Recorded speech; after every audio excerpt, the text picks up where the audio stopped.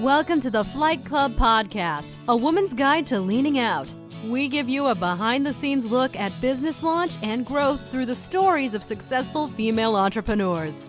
Here's your host, Felina Hansen, founder and CEO of Hera Hub. Hello and welcome.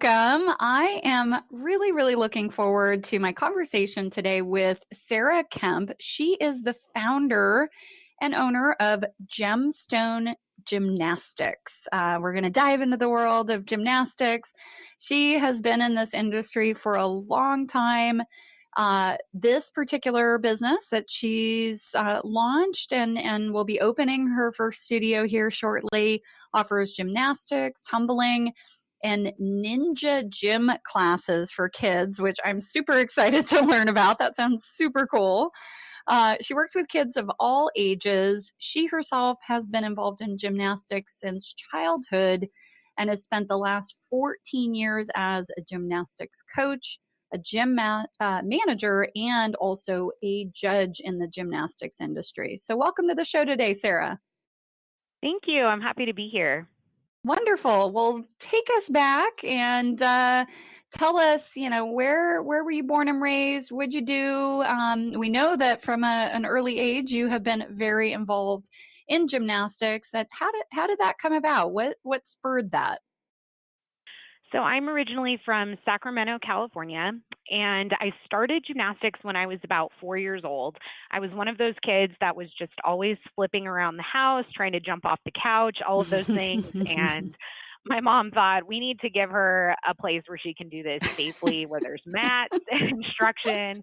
And so that's how I found my way into the gym. And it was so much fun. I have such great memories. My earliest memories are of just having a great time learning new skills and being in the gym with my coaches and my fellow classmates, and it was just so much fun. So I did gymnastics for several years. I eventually transitioned into competitive cheerleading and did that also in college. And then I found my way to coaching. So I never really left the gym. I just loved it so much as a kid, and it was just really natural to want to be back in the gym in this new capacity and show kids what I loved as a child. That's awesome. That's awesome. So you stayed up in Northern California for the early part of your career, and then you made your way down to San Diego a couple years ago. What caused the move to SoCal? So I was born and raised in Sacramento. I went to college at UC Davis. My family is all from there, and I actually met my husband when we were in college. And we just decided to open this business to start Gemstone Gymnastics. And we were originally thinking about doing it in Sacramento. And so we thought to ourselves, okay, this is really putting down roots. Opening a new business this is where we're going to stay. And do we want to do that in Sacramento? Are we absolutely sure? We were looking at the areas that needed a gymnastics center in the Sacramento area, and none of those areas we really wanted to live long term. And so we just thought, okay, where would we want to live if we could live anywhere? And we've loved San Diego. And so we just decided to go for it. I did some research on the communities here and the areas that needed a gymnastics center. And we found a great spot that has a lot of families that doesn't have anything like this right now in it. So we thought, let's just do it. Let's move down there and just go for it. And so we did. Wow. Awesome. That's great. Well, I'm glad you found your way to San Diego. Talk about the work you've been doing, kind of laying the groundwork, if you will, as you get your first location open. I know you said early fall is the target, early fall 2019. What are you focused on right now? So right now I'm focused on marketing the gym and also doing everything that we need to get the doors open. So we signed a lease a while ago now, and we anticipated being open a lot earlier, and we've just had different delays with the city as far as getting all of our permits and everything in line. So that is what we're working on. We're working really closely with our architectural team who's handling a lot of the city issues with us. And so that's a big part of the day to day, and also marketing and meeting people in the community. I've Mm, been going to different marketing events, different events in the community like street fairs, and I did a school's PE night not mm, too long ago. And just meeting the parents and meeting the kids has been so rewarding and so fun because we're starting to build this community of kids and parents who are excited to have a gym in their neighborhood, who are excited to be taking classes and excited to have a new thing for their kids to do near them. And so just meeting with them and giving people information about who we are and what we can offer for them has been our biggest focus. awesome. Awesome. So I want to know what this ninja gym thing is. Talk about that. Yes. So everybody's excited about Ninja Gym. That's probably the biggest question that I get right now. So those classes are modeled after the American Ninja Warrior TV show. So in Oh. those classes, they're going to do timed obstacle courses. They're doing a lot of strength and agility focus instead of the focus being on the very technical aspects of gymnastics. So we're not Mm, asking them to point their toes in the ninja gym classes. They're more just learning how to navigate obstacles and learning mm, how to be more agile. And it really is fun, number one. And it also translates to just building strength and coordination for any sport that a child wants to mm. pursue in their life. It's a great foundation. That's great. And how early in this gym that you're launching, I know you said you started gymnastics at age 4. Is how early can folks get their kids involved in gymnastics? So we actually have a free baby class Mm, called our Baby Bears program, and that starts at 10 weeks all the way to mm. walking. Wow. So yeah, so that class is 30 minutes long and they do a lot of gross motor type of activities in that class. It's a really fun bonding class for new parents, and like I said, that class is for free. We really believe in every single child getting such great benefits from gymnastics that we want to be able to introduce everyone to gymnastics in that early childhood period. And so we start at that age and we have classes all the way up to 17. So we have a big preschool program that has different levels based on age. And then we have a recreational program for kids ages 6 and up. And we also have competitive teams for those that really love gymnastics and want to pursue it in a competition way. Hmm. That's awesome. That's great. I want to go back to kind of the business of Mhm. owning a gymnastics facility. Is it primarily a membership model? How does that typically run? Obviously, you've managed multiple facilities, so you've got a really great background in this. Yeah, so we offer monthly tuition. So we do not have a start and end date for our classes. So we don't have a session that begins and ends. We just Mm, have classes that you can join at any time and you pay monthly. So what you pay is for 4 weeks of classes, and that's for every class across the board. That's how we run it. got it. Okay. Yeah, we And don't do any membership fees, anything like that. Everything is built into our tuition because just from a personal standpoint, I really like when I don't feel like I'm getting hit with extra fees when I decide to do mm, something. I want to yeah, just have one price and have it all inclusive. And so we've built our model that way. that's great. That's awesome. If you don't mind talking about this, Sarah, because I think, over the years, and maybe this has come out through some of the Olympic competitions and things of that nature, the folks that are highly competitive and, have built a full career around this. Um, Tell me, how do I want to say this?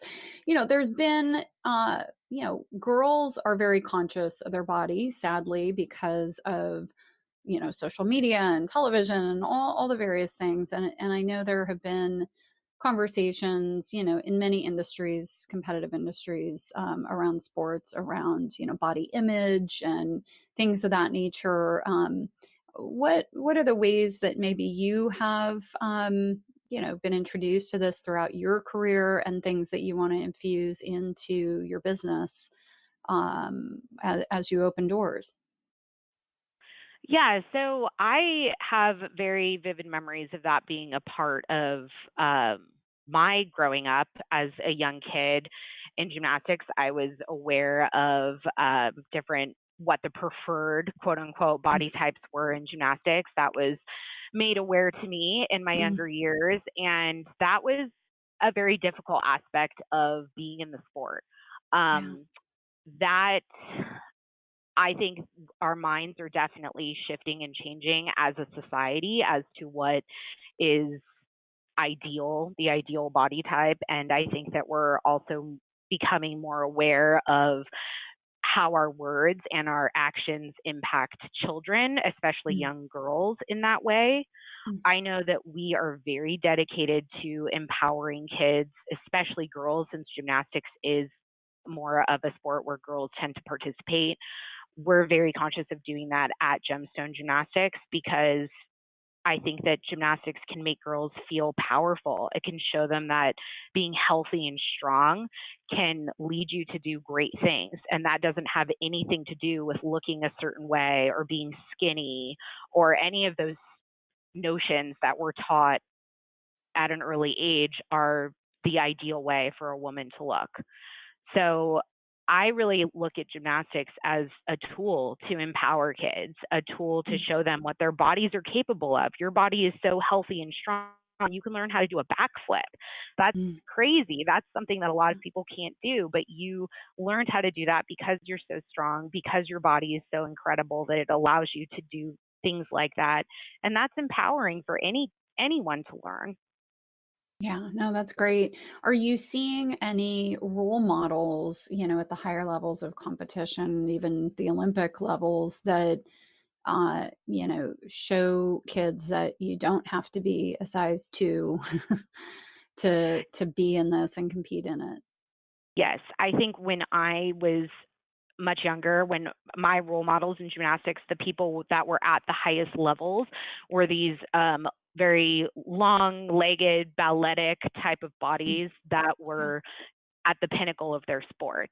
And now we're seeing girls like Simone Biles, like Shawn Johnson, girls that are a lot stronger, Mm, that you can tell are very muscular, and that body type, back when I was looking up to these gymnastics role models as a kid, that really wasn't what you were seeing a lot of, the winning girls on the podium. Now you're seeing girls that have different body types. You're seeing the mm, balletic, taller girls. You're seeing the shorter, stronger, more compact girls. So I definitely see a big spectrum in body type. I think that that's shifted over the years.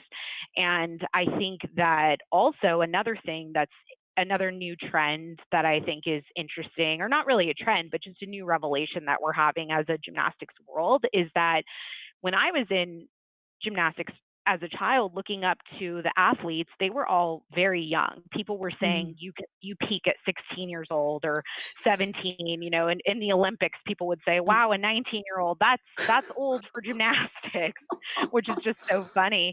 But Oh, now you're seeing women at the Olympic level that are in their 30s. There's one woman even in her 40s who's still doing Olympic gymnastics, and it's just really exciting and empowering, I think, for women of all sizes, body types, ages to be celebrated and to be looked up to as role models. I think that really shows a lot to girls today, that yeah.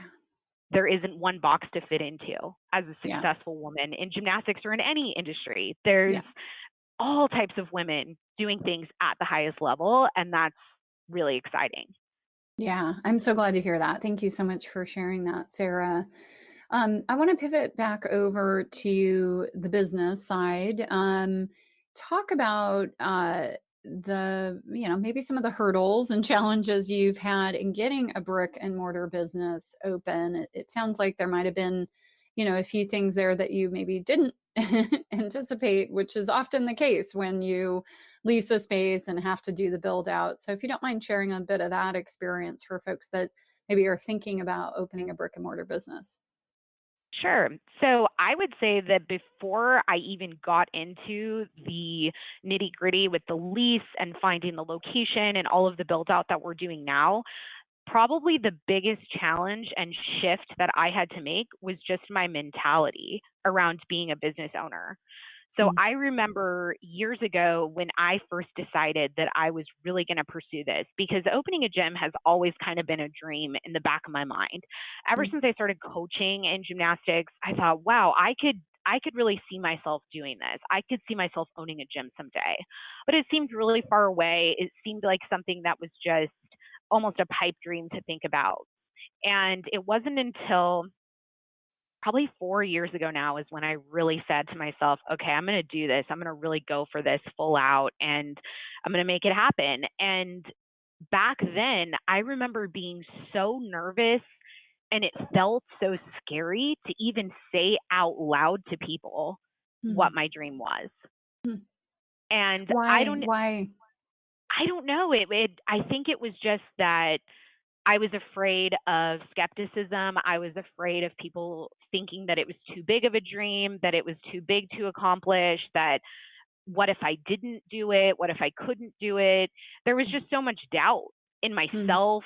I was so worried about how people would perceive what I wanted to do, which it was odd to me that all these feelings were coming up because I didn't really think about that on a day to day. I feel like I'm not very conscious of what other people are thinking about me or anything like that. good. But when it came down to it with my business, I Yeah. was. And so that was really Mm, surprising. And so I had to really take a step back and think, why am I feeling this way? Why is it scary for me to even put it out there that I want to do this thing? And that was probably just I think just the hardest hurdle at this point was just to get a mindset where I think I can do this. I'm going to do this. I deserve to do this. And I'm going to be confident and just share it with people and say it. yeah. And so getting over that was big. And then once I did, I just felt like, wow, it just felt so empowering. Like I can do this. I'm going to really go for it. And so after that shift was when things really started to kind of take off.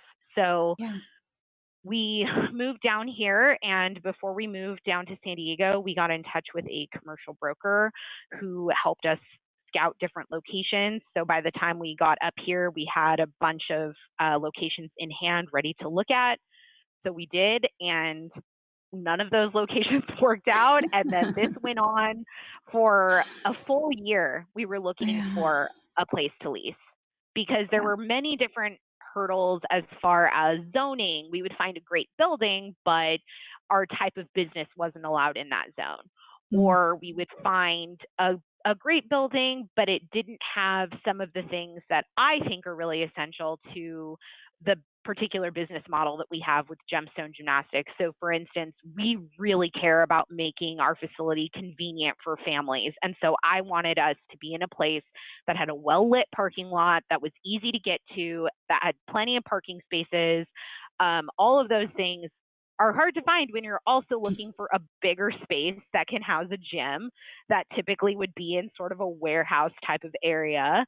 So it was difficult to find a place that wasn't like that. We're now in a shopping center, a commercial shopping center. So that's super convenient for everybody. And that's exactly what I had in mind. So just finding that space was very difficult. I mean, I had days where I would just drive around and look for places because sometimes not everything is online or not everything the yeah. broker is seeing right away. And so it was Yeah. just, we were doing everything to find a location. So once we found this one, we were able to negotiate a great lease with the landlord. They really were excited to have our type of business in that spot, and we were excited to be there. So it really worked out. And now we are dealing with the city as far as getting all of our permits so that we Mm. can operate, because the space that we're in used to be a bank.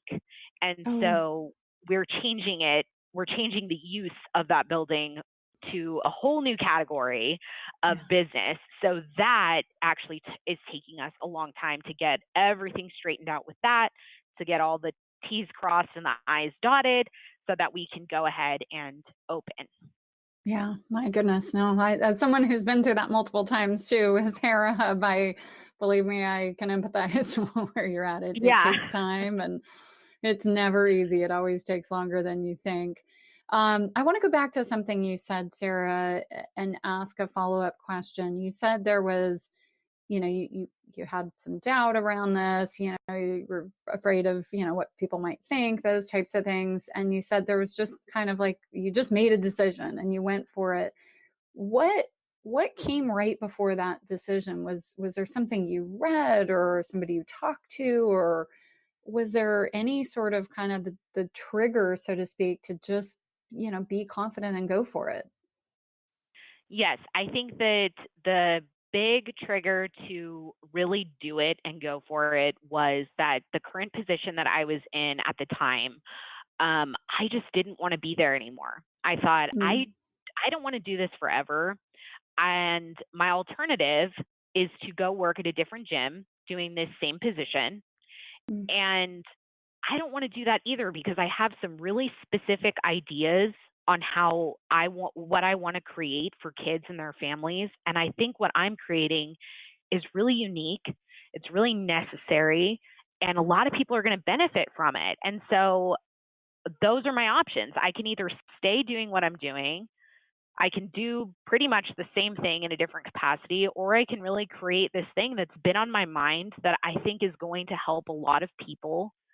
And so that was it. It just came down to I didn't want to keep doing the same thing mm. over and over and thinking about a dream I had and preparing sort of silently for this dream because I wasn't sharing it with anyone. I think I had shared it with my husband a couple of times, who's extremely supportive. He owns the business with me, and he was always supportive of me going for it, but he was really the only other person that I discussed it with. And so it was just building this dream in my mind of what would I do and how would I do things differently. And I don't know, it was just it was kind of a do it or move on, but there's no more just thinking No about more in this. between. Yeah, Yeah, you got to exactly. just take action. And so I just felt like now's the time. That's great. Well, I'm so glad you did. And I am so incredibly excited to see your concept come to life this fall. Um, so I know that you're working on the permits and kind of getting everything lined up. Talk about, the first month or so. Let's say hopefully you get the green light and you can open in September. What is that kind of hitting the ground running? Well, you've already been hitting the ground, but the doors open. What does that first phase look like? What will you be focused on? We will be focused on just growing classes and continuing to grow our staff. So before we open, 10 weeks before we open our doors, we're going to be opening online enrollment. And we already Mm, have a pretty substantial list of people that want classes. So we're going to open that online enrollment. People can start getting into classes, getting into what days and times they want. And then from there, we're just going to, so the first day we open, we will be running classes, and we will be just growing our staff and growing the amount of classes on our schedule in that during that entire first month.